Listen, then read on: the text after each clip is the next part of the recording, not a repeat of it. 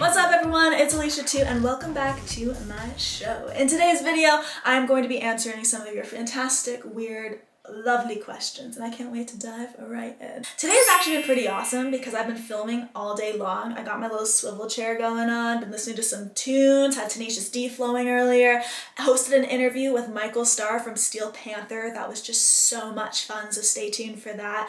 But it's been a really good day and I'm excited to have this as a part of it. So let's start answering your questions. First up's a question from Ruben that I'm going to have so much fun with. Also, if you see me looking down, it's because all the questions are on my laptop in front of me. But Ruben is asking if I got the chance to book my own music festival, which bands would I put on the bill? So I would have to have, I feel like the musts would be Kiss, Steel Panther, The Beatles, The Doors. We'd have George Harrison play a solo set for sure. Then I gotta throw in some of my indie faves. We'd have No on the Will, Bombay Bicycle Club, Maximo Park, 100%. And then because of what I'm vibing with right now, I would also want Tenacious D on the bill and Flight of the Conchords because I think that wonderful mix of human beings and music would be so fucking awesome. Our next cue comes in from Saki the Sock Puppet, and they would like to know, why are you a redhead? Is it for a reason? I love redheads.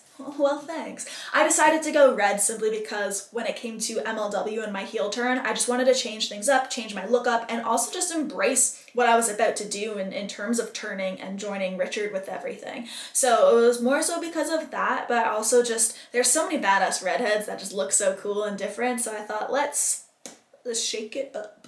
Raj is back with another question. You always have the good cues, Raj. And he's asking, what's it like seeing Kiss live and have I met them?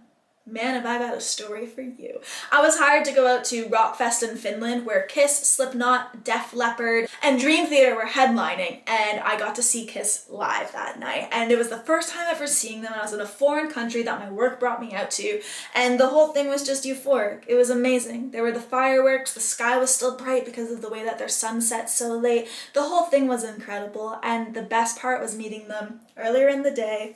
Much love to Rockfest for making that happen. But I got to meet some of my biggest idols and icons, and it was really, really cool. Kai is asking, what's the best thing about partnering with Tori? Now, Kai's referring to Tori Kravitz, my partner in crime for our Knotfest podcast. She's with the band. I don't know why I did that.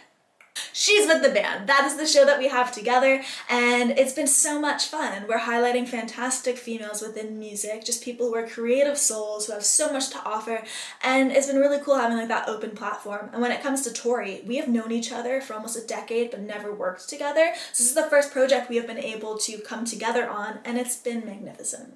Walter's asking about my top 3 Mortal Kombat characters. I only use one. I am literally the Terminator 24/7 when it comes to MK. There's no other player like Arnold for me. I don't know why, but there's something about his skill sets and just how much fun those deadly finishers look when he does them. His sayings I get to hear all the time, so I love his old action movies. So Arnold's my go-to. It goes Arnold, Arnold, Arnold. Alex wants to know my favorite movie of all time. This one goes out to Shawshank Redemption, Usual Suspects, Memento, gotta put Saw in there, and then Seven. But then coming in right after would be Shattered, fantastic film, Primal Fear, blew my mind. I love movies with a great twist, and all of the ones I mentioned are phenomenal. So if you love movies that'll give you the biggest mindfuck you've ever experienced, watch those. Justin wants to know the first band I ever interviewed and how old was I? I was 16 or 17 when I interviewed my first band ever. It was Bombay Bicycle Club. And they were so sweet. I asked them 2 questions because I had no idea what I was doing. My intent was not to go to this concert and interview a band. And luckily we had a camera with us.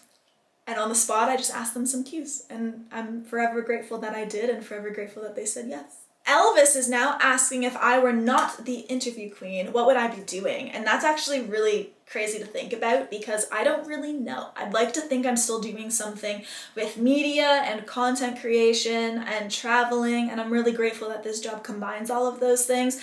But if I were not hosting and doing what I'm doing, I think I would have been a singer in a band or potentially a food critic who just traveled the world eating food and reviewing it because I fucking love food so much. So that would be a great gig. I still don't write that off the table, by the way. I think both of those are highly doable. And lastly, Max is asking, what is your bucket list of people that you haven't had a chance to interview yet?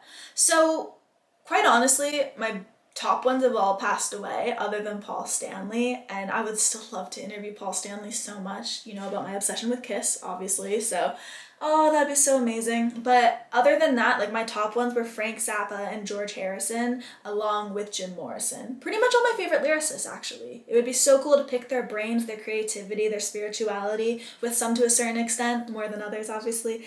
But man, would have been wild, would have been so wild. That is all for today, everybody. If you haven't been able to tell, I am losing my voice, so I'm going to hop off of here and get a hot chocolate or a tea. But thank you for the love, thank you for tuning in, and I didn't shamelessly promo earlier, so if you could just like, comment, subscribe, notification bell, yada yada yada, I would love you forever. Thank you guys, and I will see you very soon right here on the channel. Bye.